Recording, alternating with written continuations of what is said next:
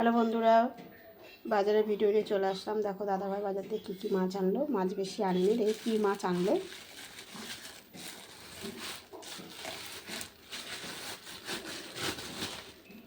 এই দেখো ট্যাংরা মাছ, বুঝেছো, ট্যাংরা। আর এটাতে দেখি এনেছে, ও বাবা, এটা তো আবার ইলিশ মাছ।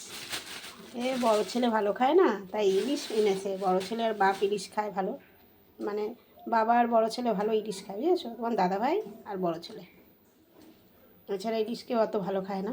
নিয়ে এসছে তোমার দাদাভাই। ইলিশ মাছ দেখলে বাজার থেকে আবার ইলিশ আনবে না, ইলিশ খুব ভালো খায়। আর এই দেখো আমাদের জন্য ট্যাংরা এনেছে।